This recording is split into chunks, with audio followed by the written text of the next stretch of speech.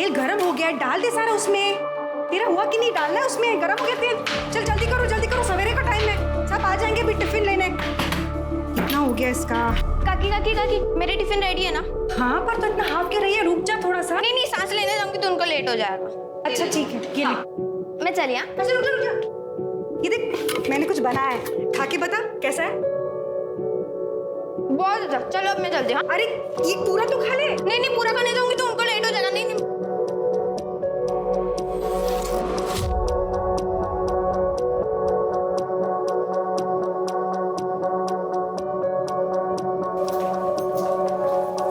Tiffin. अरे sir कहाँ भाग रही है? ये हाथ पीछे रख। आखिरी बार बोल रही हूँ कमलेश, दोबारा ऐसी गलत बात की ना तो उस्मान चाचा को बोल दूंगी।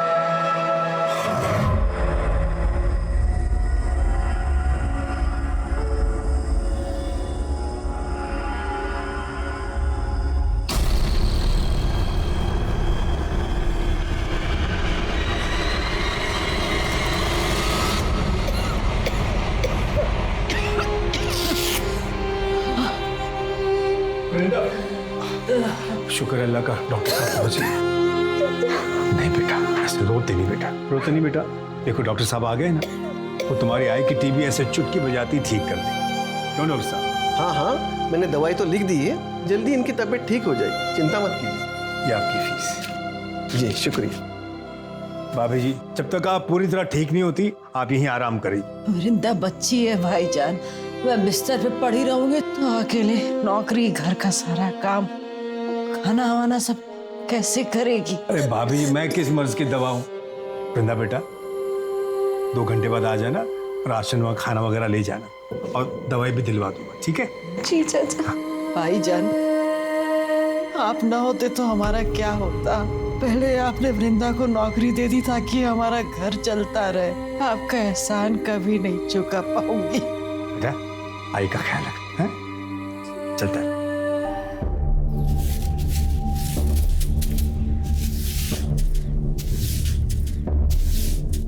नमस्ते भाभी जी।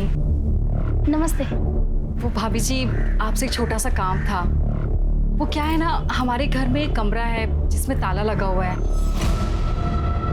उस्मान भाई ने बोला था अगर यूज़ करना है तो हम वो खोल सकते हैं। उनसे फ़ोन पे बात हो गई है पर उन्हें आने में थोड़ा टाइम लगेगा। अगर आप मेरे साथ आ जाती तो वो मैं कमरा खोल देती। वो क्या है ना, कल ऐसा ना लगे ना कि कोई चोरी वोरी हुई है या कोई गड़बड़ है। चल सर। Thank you.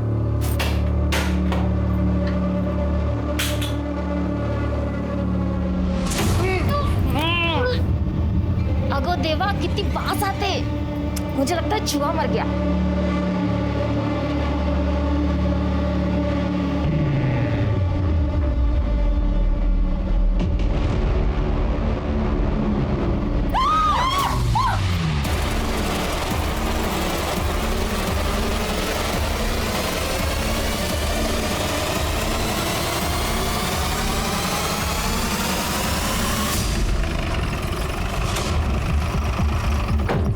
साहब वो अंदर, आप लोग कहीं रुकिए।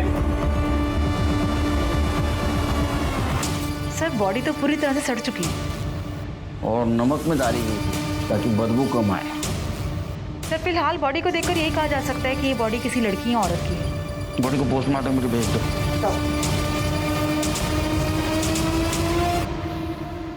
फिर अंदर आइए आप लोग। घर तुम्हारा है? जी सर। ड्रम आपका है? नहीं सर, वो तो हमारे यहाँ आने से पहले उस रूम में पड़ा था सर। हमें कुछ सामान रखना था इसलिए फिर हमने इनको बुला लिया सब यहाँ और फिर इनके सामने ही हमने ताला तोड़ा। हाँ साहब, ताला तो इन्होंने मेरे सामने ही तोड़ा था। ताला क्यों तोड़ा? क्योंकि साहब इस रूम की चाबी मेरे पास नहीं है, इसलिए मैंने इनको बोला था कि जरूरत पड़े तो आप ताला तोड़ दें। घर आपका है ना, चाबी आपके पास नहीं थी? शायद सिंधे फैमिली के पास होगी चाबी, क्योंकि जब वो खाली करके गए तो ताला लगा के गए थे साहब। वो कब गए? 2 महीने तो हो गए होंगे ना उस्मान भाई। हाँ तो 2 महीने से खाली है घर? अरे नहीं साहब, शिंदे फैमिली बहुत शानी निकली साहब। उनका 2 महीने का भाड़ा बाकी था जब वो घर छोड़ के चले गए, वो तो दिया नहीं। और जब मैं 15 दिन के लिए वर्धा गया तब उस बात का फायदा उठाकर मेरा घर उन्होंने काले फैमिली को भाड़े पे दे दिया बिना मेरे को बोले। और शिंदे फैमिली का तो कहीं पता ही नहीं है साहब। और कुछ दिन पहले वो काले फैमिली भी साहब ये घर छोड़कर चले गए। तब से लेके इन लोग के आने तक ये घर खाली पड़ा था साहब, अल्लाह गवाह है।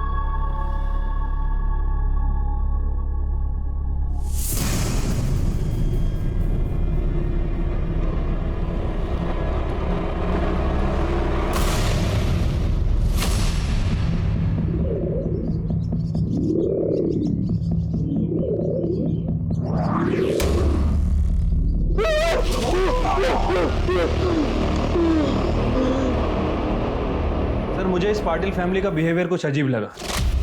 मुझे लगता है कि पाटिल फैमिली हमसे जरूर कुछ ना कुछ छुपा रही है। उसको मारता नहीं तो और क्या करता मैं। अनिल कभी विचार केलाय, अगर पता चल गया तो क्या होगा? सर मुझे तो एक बात समझ में नहीं आ रही, उनको इतनी जल्दी क्या थी? उन्होंने उस्मान का भी इंतजार नहीं किया, पड़ोसन को बुला के गवाह बना के ताला तुड़वा दिया। मैं जानता हूँ पुलिस बेवकूफ नहीं है, 2 और 2 करेगी और सब समझ जाएगी। अगर वो टेम्पो वाला हमें धोखा नहीं देता तो हम बच जाते। सुषमा, कभी हमारे पास बचने का सिर्फ एक ही रास्ता है। इससे पहले कि वो बचने का रास्ता ढूंढे, उनकी सारी डिटेल्स निकलवा।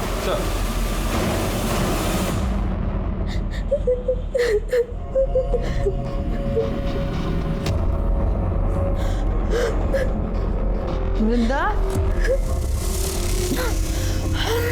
वृंदा, क्या हुआ बेटा? रो क्यों रही है बच्चे? कुछ वृंदा? सर, उस्मान के पड़ोसियों से बात की है।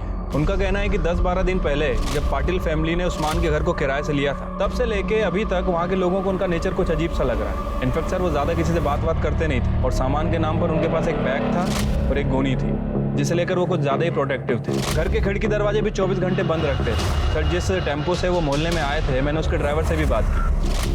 अजीब आदमी था साहब, मैं उसे गोनी उतारने के लिए मदद कर रहा था। अरे अब छोड़िए, उसने मुझे जोर से धक्का दिया, जैसे कि मैं उसकी गोनी लेके भाग जाने वाला था। उस्मान का भी यही कहना है कि वो गोनी को 1 मिनट भी अपनी नज़रों से दूर नहीं करते थे। और उनकी पड़ोसन कमला, उसने भी बताया कि एक रात वो गोनी को देर रात कहीं लेकर जा रहे थे। नजर रखो, अगर उन्होंने कुछ कांड किया है तो बचने के लिए जरूर कोई ना कोई गलती करेगी।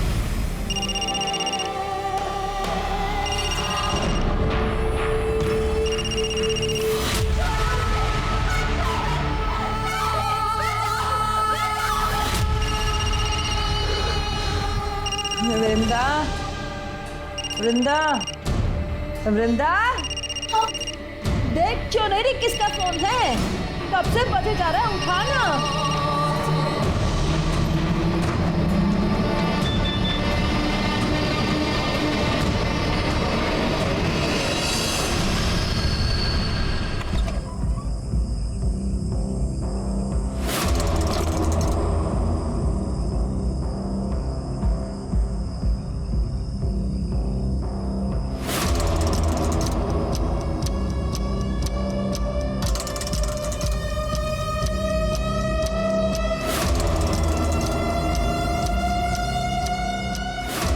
पीछा कर रहा है। साहब, साहब, साहब, कुछ खाने के लिए दो ना साहब। साहब, तब से कुछ खाया नहीं है साहब। साहब,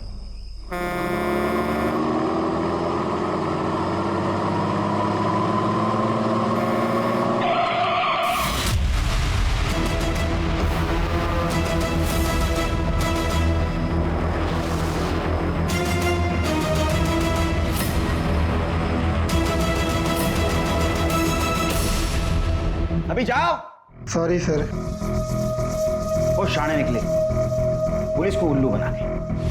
कुछ पता चला सुषमा और अनिल का?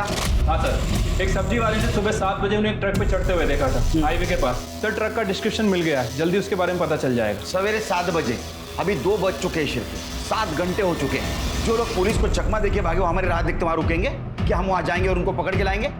वहां का सीसीटीवी फुटेज मंगाओ आणि प्रत्येक टोल नाक्यावर ट्रकचं डिस्क्रिप्शन पाठवा। जाओ। ओ सर, जिस घर के अंदर ड्रम में लाश मिली थी, उस घर के बाहर एक टूटा हुआ ताला मिला है। पाटिल फैमिली ने कमला के सामने जो ताला तोड़ा था वो लेके आओ। सर,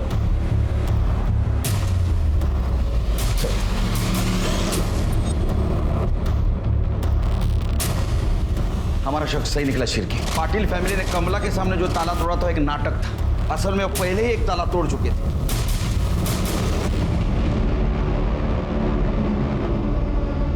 वो अनिल और सुषमा की वजह से केलकर साहब ने क्या क्लास ली मेरी, सुनना पड़ा। गलती तो मेरी थी ना।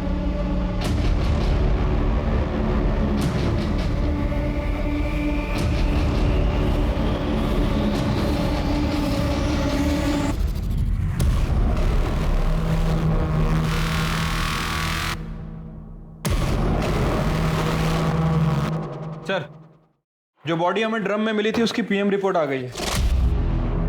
लड़की की बॉडी है सर, उम्र 23 से 24 साल। बॉडी पर चाकू जैसी किसी चीज से 7 बार वार किया गया था। मौत का एग्जैक्ट टाइम तो नहीं बताया जा सकता, लेकिन एस्टिमेटेड टाइम 45 से 60 दिन के बीच का है। इसका मतलब शिरकी है, ये जो मर्डर हुआ ये जून लास्ट वीक या जुलाई सेकेंड वीक में हुआ। और ये भी पॉसिबिलिटीज है कि उस्मान के घर में जो औरत की लाश मिली पाटिल फैमिली के पहले जो किराएदार रहते थे उनमें से किसी की हो।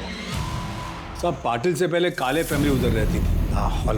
साहब रवि काले, उसकी बीवी, उनका बेटा प्रेम, पल्लवी का पति, साहब तीनों मिलके पल्लवी की जो हालत करते थे, बहुत बुरा बर्ताव करते थे। साहब मेरे घर में शिफ्ट होने से पहले काले फैमिली वहीं आसपास में कहीं रहती थी, लेकिन उनके मकान मालिक की बेटे की शादी थी तो उनको घर चाहिए था शायद। और इधर वो शिंदे जो था तो मेरा घर छोड़ के भागने की तैयारी में थे, तो उसने बिना मेरे को बोले काले को मेरे घर में भाड़े पे रख दिया। जब मैं वर्धा से वापस आया मैं काले फैमिली से मिलने गया। मैं तुम्हारे हाथ जोड़ता हूँ, ये केस वापस ले लो। देख बहू, गलती हो गई हमसे, माफ कर दे। मैं तेरी माँ की उम्र क्यों, तुझे अच्छा लगेगा इस उम्र में मैं कोर्ट कचहरी के चक्कर लगाऊं? हाँ बोला ना।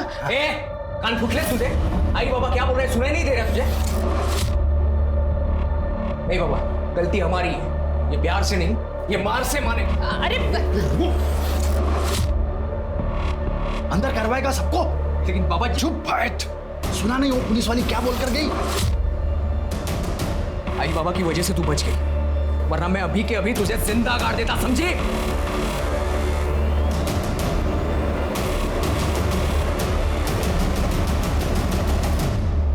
मेरे ख्याल से पल्लवी काले ने फिरार पुलिस स्टेशन में कंप्लेंट भी लिखवाई थी उनके खिलाफ। हाँ सर, पल्लवी ने 2 महीने पहले कंप्लेंट लिखवाई थी।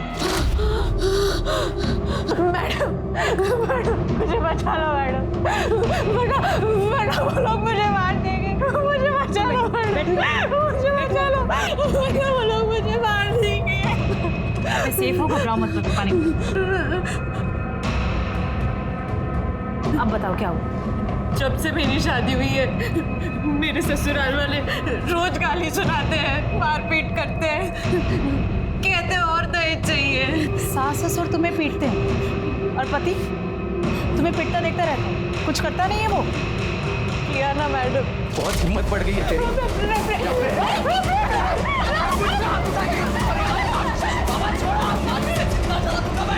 इसे छोड़ूंगा नहीं। रुक! आज तुझे जिंदा जला दूंगा मैं, छोड़ूंगा नहीं। मैं किसी तरह अपनी जान बचाकर यहाँ तक आ रही हूँ, तो केरोसिन का बास आ रहा है कपड़ों में से। अगर मैं यहाँ पे नहीं आती तो वो मुझे जिंदा जला देता मैडम। पता नहीं मैडम ये झूठ क्यों बोल रही है, शायद इसे गलतफहमी हो गई है। अरे मैडम, मारना पीटना तो बहुत दूर की बात है, हमने तो कभी इसे हाथ तक नहीं लगाया। हाँ मैडम, और वो केरोसिन तो गलती से गिर गया मेरे हाथों से, मैंने जानबूझकर नहीं गिराया। मैं आपको पूरी बात बताती हूँ। देखो, इसने ना केरोसिन मंगाया और मेरे प्रेम ने लाकर उसे दिया और उसके हाथ से ऐसा छूट गया और इसके आंख पे गिर गया। तो इसे ऐसा लग रहा है कि जानबूझ के मेरे बेटे ने उसके पैर केरोसिन डाला है। ऐसा कुछ भी नहीं है।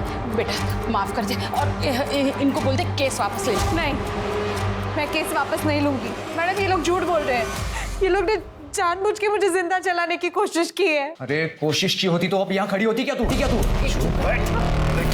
करना वो सदमे में है बेटा। नाटक बंद करो अपना।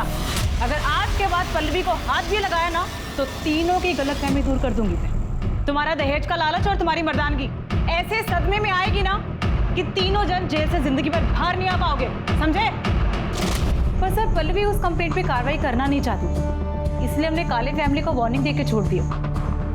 साहब पल्लवी ने उनके खिलाफ कंप्लेंट की थी, इसलिए वो लोग डर तो गए थे, लेकिन उसके बाद से पल्लवी के लिए उनकी नफरत बहुत बढ़ गई थी। साहब ये काले फैमिली की डिटेल्स दे दो।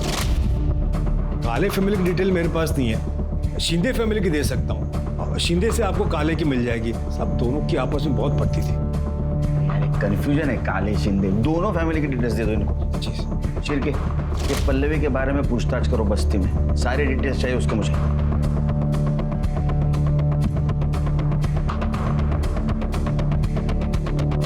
जब एक मर्द औरत को सारे बाजार में नंगा करता है ना, तो सोचो क्या होता है। बेचारी पल्लवी के साथ भी एक दिन ऐसे हुआ था।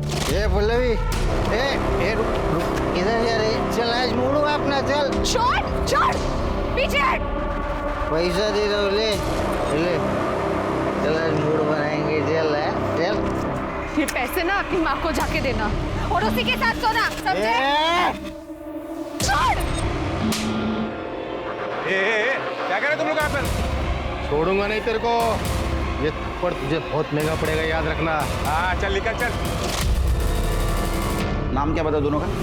सर श्याम और विलास। अगर पान वाले की इंफॉर्मेशन सच है तो ये दोनों किसी गटर में दारू पी के पड़े होंगे। उठाओ उनको। ठीक है सर अभी अभी इंफॉर्मेशन मिली है, सब्जी वाले ने जिस ट्रक का डिस्क्रिप्शन दिया था वो कोल्हापुर के नाके के पास से निकला है। अनिल पाटिल और सुषमा उसमें अभी दिखे हैं। हाईवे पुलिस को इन्फॉर्म करो सर। और नायगांव में उसके पड़ोसियों से पूछताछ करो, उसका कोल्हापुर में कनेक्शन है क्या। चिरके, शिंदे फैमिली का कुछ पता चला? नहीं सर, अभी तक उनका फोन स्विच ऑफ है।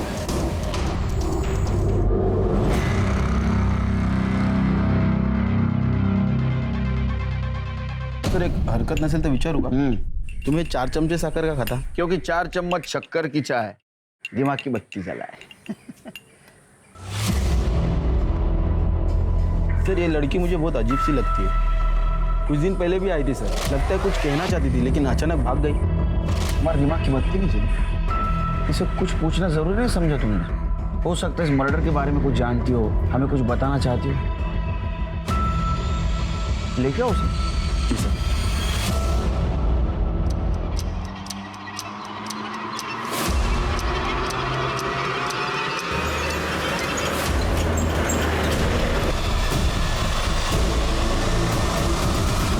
सर रवि काले का फोन सतारा के पास ऑन हुआ था।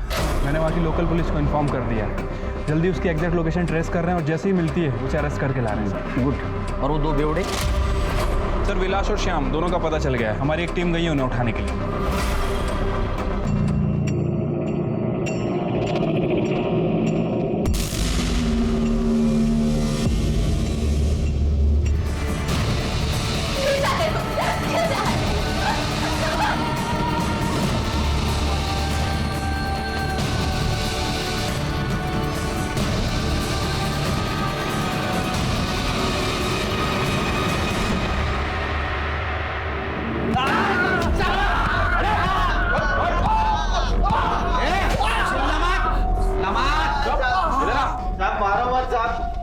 हमने कुछ नहीं किया साहब। साहब मत मारो साहब, हमने कुछ नहीं किया साहब, कसम से। पल्ले के ऊपर नजर थी ना तुम्हारी, उसने भरे मार्केट में थप्पड़ मारी थी तुम लोगों को। हाँ, इसलिए तुमने बदला लिया, उसका मर्डर किया। साहब कसम से बोल रहे हैं अपन साहब। साहब अपन नहीं मारा उसको साहब। हमने नहीं मारा उसको साहब, कसम से नहीं मारा। हाँ साहब, 2 महीने पहले ना उसको आधी रात को किधर तो बाहर जाते हुए देखा था साहब। वो बैग भी लेके जा रही थी।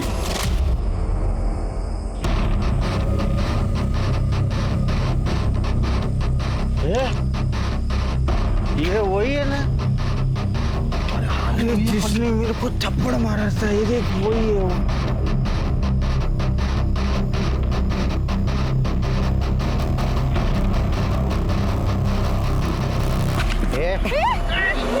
चल तेरे को बता दो क्या कर रहा है मैं। चल अभी।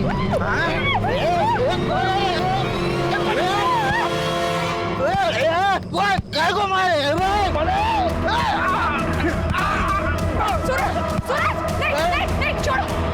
छोड़ो, जाने दो। हम चलते हैं, चलो। सूरज, ये सूरज कौन है? वो साहब वो भाजी वाला है साहब। वो अपने बस्ती में वो भाजी बेचता था सब। अपने को बाद में मालूम पड़ा कि उसका और पल्लवी का लफड़ा है करके।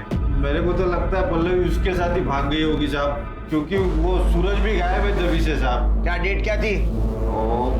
साहब तब इतना मालूम है कि वो जून महीने का आखिर था या तो फिर जुलाई का शुरू में था। फिर क्या? ये सूरज का नाम लेके हमको गुमराह करने की कोशिश की। इन दोनों ने पल्लवी के साथ रेप किया, बाद में उसका मर्डर किया। दारू उतरेगी ना सब बोलोगे तुम। करने नींबू पानी पाता का आता नहीं बाजा। सिरके, अगर सच में उस दिन पल्लवी सूरज के साथ बाहर गई थी तो ये बॉडी पल्लवी की नहीं किसी और की हो सकता है।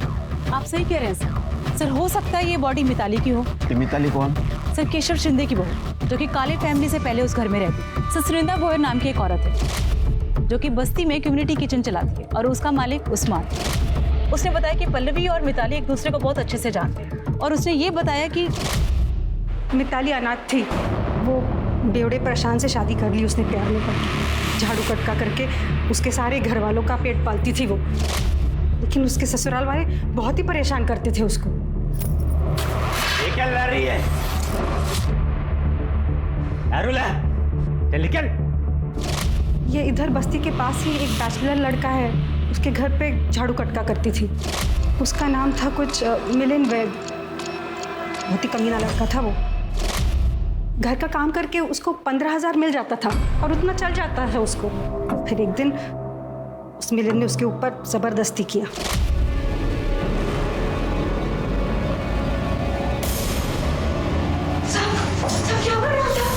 उसने जाके अपने ससुराल वालों को बताया, लेकिन उन्होंने पुलिस को बताने से मना कर दिया। बोले कि उसका काम छूट जाएगा और ये निकम्मे लोग भूखे मर जाएंगे। ये बात जब मिलिंद को पता चली, उसमें तो और हिम्मत आ गई। अगले ही दिन उसने और 3 दोस्तों को बुलाया और उसके साथ गलत काम किया। गलत काम करने के बाद उन तीनों ने उसको अलग अलग पैसा दिया। फिर मिताली ने सोचा कि कहाँ खाली फुकट ये झाड़ू कटका करने का, तो उसने धंधा करना शुरू कर दिया। घर वालों को बोलती थी घर का काम करने जा रही है, लेकिन धंधा करती थी।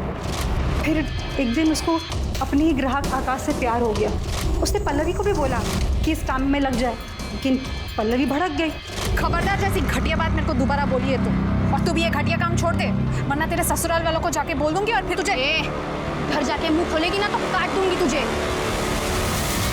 फिर पता नहीं पल्लवी ने बोला या किसी और ने बोला, लेकिन उसके घर वालों को पता चल गया कि पिताली काम नहीं करती, धंधा करने जाती है। अरे आम्हाला सांगते कि धूनी वानी करते और बाहर जाके धंधा करती है। अरे मार से बोल, पैसा कहाँ है बता। हमारी इज्जत डुबा के और हिसाब कितने का देते हैं? 15,000 का। बोल, कहाँ रखा है पैसा?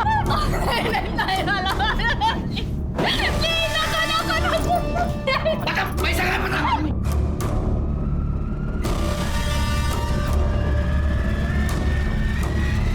बहुत तमाशे हुए। फिर अगले दिन वो शिंदे लोग घर छोड़ के चले गए। मिताली थी उस दिन साथ में? वो मालूम नहीं मैडम, लेकिन उनको जाते हुए बस्ती में से किसी ने भी नहीं देखा। तो हो सकता है वो बॉडी मिताली की। ये शिंदे फैमिली ने मिताली को मार दिया, उसको ड्रम में डंप कर दिया और बाद में उसका पैसा लेके भाग गया। सर ऐसा भी हो सकता है कि पल्लवी को मिताली का सच पता चल गया, यही बात उसने उसके ससुराल वालों को बता दी। गुस्से में आकर मिताली ने पल्लवी का मर्डर कर दिया, उस बॉडी को ड्रम में डाल दिया और वहां से निकल गई हो। सर एक बात और हो सकती है, सर पल्लवी और सूरज का किसी बात पे झगड़ा हुआ हो और सूरज ने पल्लवी को मार के उसकी बॉडी को ड्रम में ठिकाने लगा दिया। होने को तो कुछ भी हो सकता है। हमारे सामने थ्योरीज बहुत है, लेकिन पक्का सबूत नहीं। अब हमें ये पता करना है कि लाश किसकी है और ये भी पता करना है कि जो जिंदा है वो कौन है और कहाँ। उस्मान की खोली में ड्रम में मिली औरत की लाश ने पुलिस के होश उड़ा दिए थे। किसकी हो सकती थी ये लाश? पल्लवी की। अब एक नया नाम सामने था, मिताली। इसी दौरान विरार पुलिस को पता चलता है कि 2 महीने पहले सतारा में एक मिसिंग कंप्लेंट दर्ज करवाई गई थी, जो और किसी की नहीं बल्कि मिताली की थी और शिंदे परिवार ने लिखवाई थी। सारी थ्योरीज और संभावनाओं के बाद अब भी बड़ा सवाल यही था कि मरने वाली औरत कौन थी और उसे किसने और क्यों मारा था। सर हमारी टीम ने शिंदे फैमिली को अरेस्ट कर लिया है, वो उन्हें इधर लेके आ रहे हैं। साहब हम 14 जून के रात को विरार से निकले थे सातारा के लिए टेम्पो से, लेकिन रात को मिताली कब टेम्पो से भागी हमें पता नहीं चला। जब हम सातारा पहुंचे ना, तभी हमको पता चला कि वो हमारे साथ नहीं है। तभी हम लोग ने उसकी मिसिंग कंप्लेंट वहाँ लिखवाई थी। सर आकाश के बारे में पता था? हाँ साहब, वो उधर ही हमारी बस्ती में रहता था, हमें लगा वो उसके पास गई होगी। उस्मान चाचा के उस रूम को ताला लगा क्यों भाग गए थे तुम? नहीं साहब, हम लोग भागे नहीं थे, उनका हमारा ही कुछ सामान वहाँ पड़ा हुआ था। क्या बताऊँ साहब आपको, हमारा बेटा परेशान, तो उसकी शराब की लत छुड़वाने के लिए हम उसे सातारा लेके गए थे, लेकिन 15 दिन पहले उसकी मौत हो गई और उसके अंतिम कार्य के लिए हम लोग वहाँ रुके थे साहब। इसीलिए हम लोगों का मोबाइल नहीं लग रहा था साहब। रही बात रवि तारे की, तो उसे वो जगह हम लोग ने तब दी थी जब तक हम लोग वापस ना आते। हम लोग सच बोल रहे हैं, हम लोग बहुत सीधे साधे लोग हैं साहब। सीधे साधे लोग हैं तुम कितने सीधे और कितने साधे हो सब पता है हमें। तुमने मिताली के साथ क्या क्या किया ये भी पता है। मिलिंद के घर में उसको काम करने लगा है ना, इसके बावजूद भी तुम्हें पता था कि उसके साथ रेप हुआ है। और जब ये गलत काम वो खुद की मर्जी से करने लगी, उसको मारा पीटा, उसका पैसा लेके तुम भाग गए। एक मासूम सीधी सादी लड़की तुम्हारे वजह से इस दलदल में फंस गई और अभी तक वो गायब है। उस्मान चाचा के जिस रूम को लॉक लगा था उसमें तुम्हारा सामान नहीं, मिताली की लाश। तुमने मारा मिताली को। नहीं साहब, हम लोग ने नहीं मारा साहब उसे। हम सच बोल रहे हैं, हम लोगों ने नहीं मारा उसे। या ऐसा नहीं सुधरेंगे, बहुत मोटी चमड़ी वाले हैं। स्मिता घेऊन जायला बंदोबस्त करायचा जा। नहीं साहब, वो कितना सीधा है दिखा। शिरके सर, पता करो ये कितना सच बोल रहे हैं। अगर मिताली और आकाश 3 महीने से यही है तो उस्मान चाचा के कमरे में जो लाश मिली वो पल्लवी की हो सकती है। हमें जल्द से जल्द इस मिताली को ढूंढना होगा। सूरज का क्या हुआ? सर काले फैमिली जब से विराट से शिफ्ट हुई है, सूरज का भी कुछ पता नहीं चल रहा है। कहाँ गया है किसी को कुछ पता नहीं है, लेकिन सर हम पूरी कोशिश कर रहे हैं, जल्दी ढूंढ लेंगे उसे। सर इचलकरंजी पुलिस ने अनिल और सुषमा को पकड़ लिया है, वो से यहाँ लेके आ रहे हैं।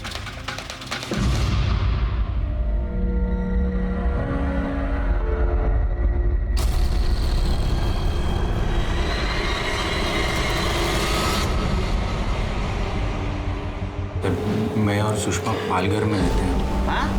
पालघर में मैं और सुषमा पड़ोस में रहते। हाँ।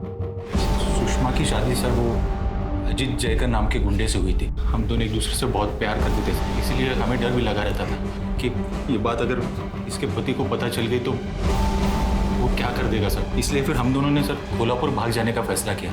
3 अगस्त की रात को सर ये अपने सास के सारे जेवर लेके मेरे पास आई और फिर हम लोग कोल्हापुर जाने के लिए टेम्पो ढूंढने के लिए मंडी में गए। भाऊ कोल्हापुर के लिए टेम्पो तो अभी 15 मिनट पहले ही निकला, और अब अगला मिलना मुश्किल है। ये किसका टेम्पो है? मेरा है। ये कहाँ जा रहा है? विरार। रोज रात को कहाँ जाते थे? कोल्हापुर जाना था ना सर, वो टेम्पो ढूंढने जाते थे हम। एक रात जब अनिल टेम्पो ढूंढने गए और मैं घर में अकेली थी तो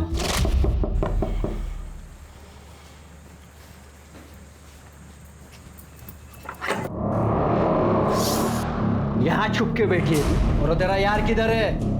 बुला उसे। आज तुम दोनों का खेल खत्म कर देता हूं मैं। उसके पहले ना मुझे मेरे पैसे और जेवर चाहिए जो तू चुरा के भागी। बॉल किधर रखे?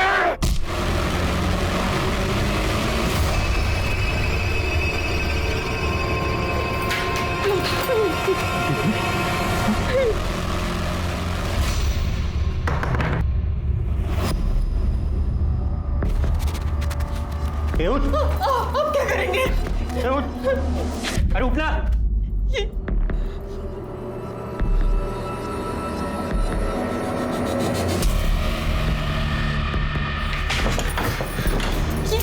क्या कर रहे हैं यहाँ पे? अरे इसे ठिकाना लगाना पड़ेगा ना, नहीं तो पकड़े जाएंगे हम। हाँ? ये इसे अभी के लिए यहाँ छुपा देते हैं, फिर फेंक देंगे कहीं।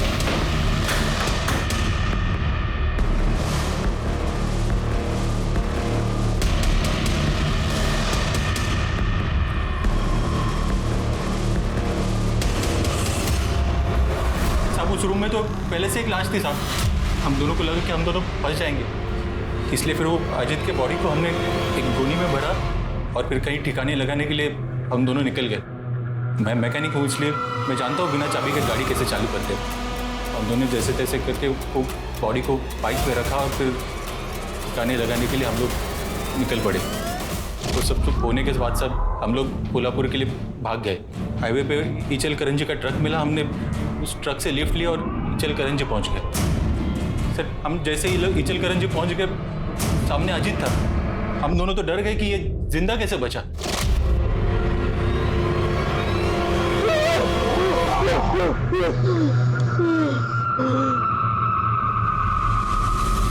अब वो हमें मारने के लिए आया था, लेकिन वहाँ के लोगों ने उसे पकड़ लिया और पुलिस के हवाले कर दिया। और वो उधर इचलकरंजी पुलिस स्टेशन के कस्टडी में, और तुम्हारे ऊपर अजीत के अटेम्प्ट टू मर्डर का चार्ज लगा। सर जंगल में एक लाश मिली।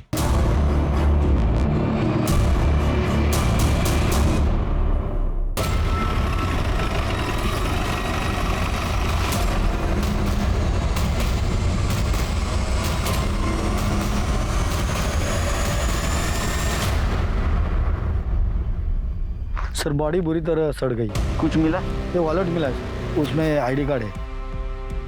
सूरज यादव? सूरज यादव मतलब पल्लवी का बॉयफ्रेंड? तो जिस हिसाब से बॉडी डिकम्पोज हुई है, इसे लगभग 1-2 महीने तो हुए होंगे, और पल्लवी और सूरज को गायब हुए भी 2 महीने हो चुके हैं। तो मुझे लगता है कि ये बॉडी सूरज की है। पंचनामा करा और देखो आसपास और कुछ मिलता है। चिरके, अगर ये बॉडी सूरज की है तो इसका मतलब पल्लवी मर चुकी है। हो सकता है सर, क्योंकि पल्लवी को भी गायब हुए 2 महीने से ज्यादा हो चुके हैं। सर वहाँ पे पीछे एक बाइक मिली है। और कुछ मिला? नहीं सर। पता करो किसके नाम रजिस्टर है। Okay sir. चिरके, हो सकता है ये बाइक सूरज की हो, या ऐसा भी हो सकता है कि जिसने सूरज को मारा उसकी हो। उसने सूरज को मार दिया, बॉडी को यहाँ डंप कर दिया, बाइक को छोड़कर निकल गया। ये भी हो सकता है कि काले फैमिली को इन दोनों के भागने का प्लान पता होगा। उन्होंने पल्लवी को मारा, ड्रम में डंप कर दिया, बाद में सूरज को मार दिया और यहाँ फेंक दिया। 1 मिनट सर। हेलो, ठीक है सर। काले फैमिली गिरफ्तार हो गई है, विरार पुलिस स्टेशन लेकर आ रहा है। वार्निंग दी थी ना तुम्हें कि अगर पल्लवी को कुछ भी हुआ तो जेल के अंदर कर दिए जाओगे। क्यों मारा पल्लवी को? मैडम हमने कुछ नहीं किया, हमने नहीं मारा उसे। अरे कुछ नहीं किया तो भागे क्यों? पल्लवी किधर है? नहीं पता साहब। 30 जून के शाम को वो मैं जल्दी लौटी हूँ ऐसा बोल के गई साहब, लेकिन लौटी नहीं साहब। उसके बाद में हमने देखा वो रुक्मिणी के सब गहने गायब थे साहब। अब बहू चोरी करके मुंह काला करके भाग गई साहब। उसके ऊपर वो उस्मान भाड़े के लिए पीछे पड़ा साहब। मेरा और शिंदे का बकाया भाड़ा मांग रहा था। हमने सोचा कि खोपोली में इसके रिश्तेदार रहते हैं तो उनके यहाँ पे चले जाते हैं, फिर देखेंगे बाद में क्या होता है, इसलिए चले गए साहब खोपोली। वो ड्रम किसका था? कौन सा ड्रम साहब? हाँ? वो जिस कमरे को ताला लगा था उस कमरे में ड्रम किसका था जिसमें एक औरत की सड़ी हुई लाश मिली?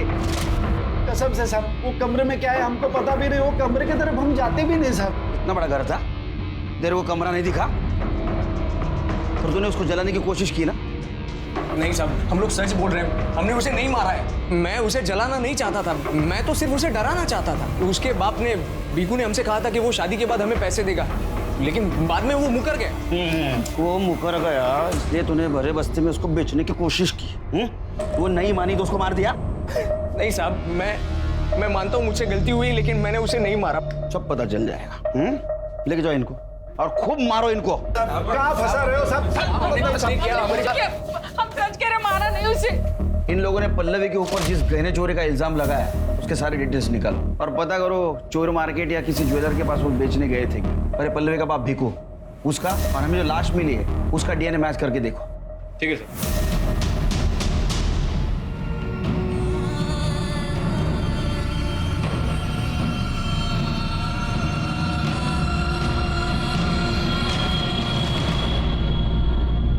काफी कोशिशों और मेहनत के बाद आखिरकार विरार पुलिस को लगने लगा कि वो सही दिशा में आगे बढ़ रहे हैं। पल्लवी के पिता भीकू का डीएनए ड्रम में मिली लाश के डीएनए से मैच कर गया, जिसका अर्थ ये हुआ कि ड्रम में मिली लाश पल्लवी की थी। और साथ ही ये भी साबित हुआ था कि मौका वारदात पर मिली मोटरसाइकिल सूरज की थी। पल्लवी और सूरज का मर्डर हुआ था, ये प्रूव हो चुका था।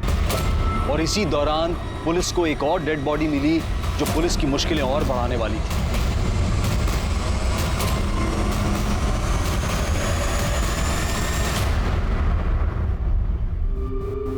फिर के 14 जून को शिंदे फैमिली विरार से शिफ्ट हो चुकी और 30 जून तक पल्लवी जिंदा थी। इसका मतलब पल्लवी के मर्डर में शिंदे फैमिली का कोई हाथ नहीं। दूसरी सस्पेक्ट है काले फैमिली जो हमारे कस्टडी में। एक और सस्पेक्ट है मिताली शिंदे। हो सकता है अपने बॉयफ्रेंड आकाश के साथ कहीं हो, लेकिन उसकी हमें इंफॉर्मेशन नहीं। साहब मैं वही बताने के लिए इधर आई है। मैं ही हूँ मिताली शिंदे और मैंने पल्लवी को नहीं मारा है। तुमने कुछ किया नहीं तो यहाँ आने में इतनी देर क्यों लगा दी? इंसान हूँ ना साहब, पहले खाली खुद के बारे में सोचा और लगा पल्लवी को भी न्याय मिलना चाहिए। बहन जैसी थी वो साहब मेरी। साहब खाली पल्लवी को मालूम था कि मैं प्रशांत की फैमिली को छोड़ के विरार वापस आ चुकी हूँ और आकाश के साथ उसकी बीवी बन के उसके साथ में रह रही हूँ। घूंघट डालती थी तो बस्ती में कोई पहचाना नहीं मेरे को। कि पल्लवी ने बताया था 30 जून को भाग के जाने वाली है? वो जल्दी में थी तो ज़्यादा बात नहीं करी और उस दिन मिली थी वो मुझे। सूरज कहाँ है? सूरज को मैंने उस्मान चाचा के उधर बुलाया है, उधर से हम दोनों साथ में जाएंगे। और मैं भी अभी उस्मान चाचा के उधर ही जा रही हूँ। उस्मान चाचा बोले थे कि वो मदद करेंगे। साहब पल्लवी कुछ मदद चाहती थी मेरे से। वो 30 तारीख को शाम को आने वाली थी, पर मालूम नहीं क्या हुआ, वो आई नहीं। और ये सूरज यादव वो भी नहीं आया साहब। मैंने दोनों को फोन भी मिलाया तो दोनों का फोन स्विच ऑफ आ रहा था। बाद में दूसरे दिन मालूम गिरा कि पूरा फैमिली घर छोड़ के चला गया है। आपने बात पहले क्यों नहीं बताई? लगा कि इस बात का इसके इससे क्या लेना देना साहब। कौन सोच सकता है साहब कि उस ड्रम में पल्लवी की लाश होगी। लगा वो सूरज के साथ हंसी खुशी जिंदगी बिता रही होगी, लेकिन साहब वृंदा के साथ जो हुआ बहुत गलत हुआ। वृंदा मेरी बच्ची जैसी, मैंने आज तक किसी को बद्दुआ नहीं दी, लेकिन आप देख लें साहब, उसको मारने वाला दोजख की आग में चलेगा। अल्लाह उसका हिसाब करेगा। उसके कातिल को पकड़ो आप साहब, वो जो भी उसको सजा दिलाओ साहब। उस्मान चाचा शांत हो जाइए, उसकी कातिल को हम जरूर पकड़ेंगे। आपको किसी पे शक कौन कर सकता है सर? साहब इस बस्ती में कमलेश बोल के एक टेलर है, वो रोज उसको सताता था और गलत नजर से देखता था।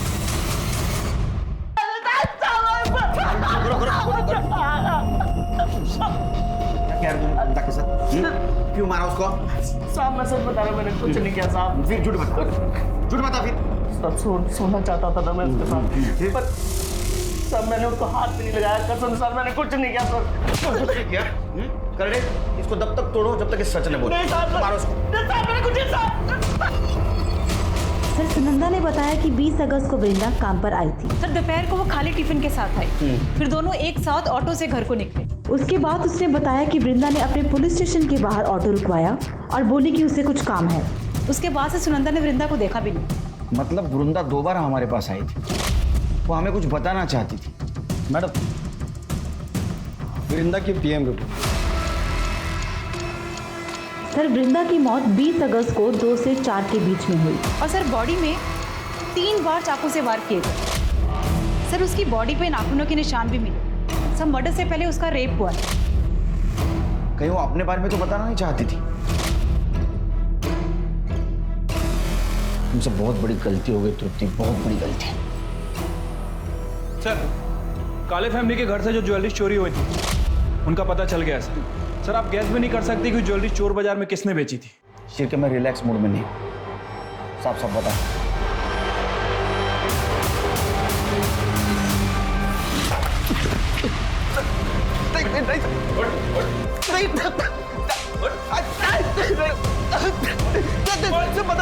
बताता हूँ क्या बताना पड़ेगा, बोल। सर नशे के साथ साथ सर सेक्स की लत कब लगी पता ही नहीं चला सर। मेरे को लड़की देख के सर एक ही चीज़ समझ में आने लगी। 1.5 महीने पहले पल्लवी आई थी सर अब्बू से मिलने। अब्बू थे ही नहीं घर पे, तो मुझे रोकने वाला भी कोई नहीं था सर। सोहेल ऐसा मत करो, मैं तुम्हारा हाथ जोड़।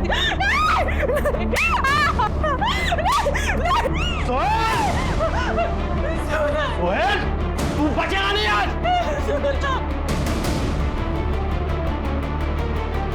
इतनी हिम्मत।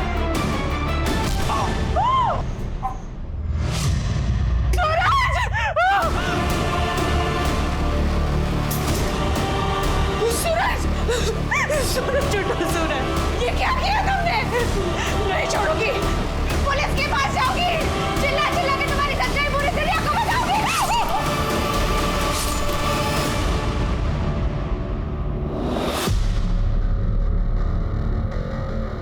मैंने जो कुछ किया अपनी औलाद को बचाने के लिए किया। ये तेरे फालतू बेटे को बचाने के लिए तूने मासूम लोगों की जान ली। तेरे को तब समझ में नहीं आया वो भी किसी की औलाद है? मुझे मालूम था कि काले फैमिली मेरा घर छोड़ के भाग चुकी है, लेकिन पल्लवी की लाश को मैंने सूटकेस में डाला और उस घर में लेके आया। उसके बाद सूरज की लाश को भी मैंने उसी सूटकेस में डाला और जंगल में जाके फेंक दिया और उसकी मोटरसाइकिल को भी वहीं ठिकाने लगा दी। वृंदा को क्यों मारा? मारना पड़ा साहब। क्यों? इसकी वजह से। मुझे मालूम था इसको नशे के साथ साथ औरत की भी लत लग गई है, इसलिए मैं रोज खुद इसको घर पे धंधे वाली औरत बुला के देता था। लेकिन उस दिन मैं भूल गया, गलती से मैंने वृंदा को घर बुला लिया राशन और दवाई के पैसे लेने के लिए, लेकिन मैं घर लेट पहुंचा और ये घर पे अकेला था। उस्मान चाचा, उस्मान चाचा, अरे मेरे को बुला के कहाँ चले गए?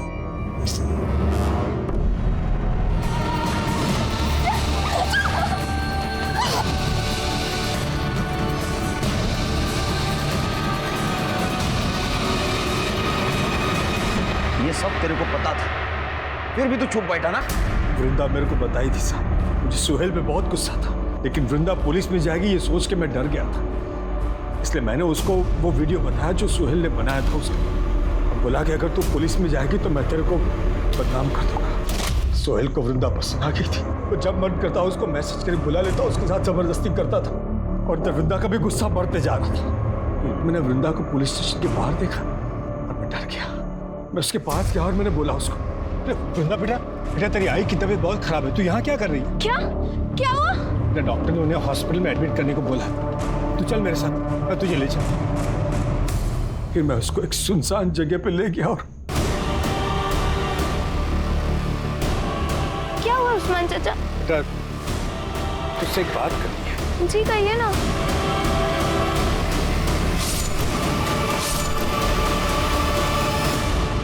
समाज कार्य करता है ना तू, ये झूठी समाज सेवा करने के बजाय तुम्हारे फालतू लड़के को सुधार देना तो बहुत समाज सेवा होती।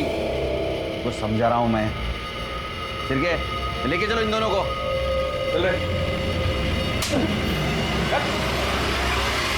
आज का एक ये सबक है उन सभी माता पिताओं के लिए जो अपने बच्चों की गलतियां छुपाते हैं, उन पर पर्दा डालते हैं और उन्हें ही नहीं खुद को भी अपराधी बना लेते हैं। अब मैं अनूप सोनी आपसे विदा लेता हूं, फिर मुलाकात होगी क्राइम पेट्रोल सतर्क में एक और नए केस के साथ। तब तक अपना और अपने परिवार का ख्याल रखें, सतर्क रहें, सुरक्षित रहें और देखते रहें क्राइम पेट्रोल सतर्क।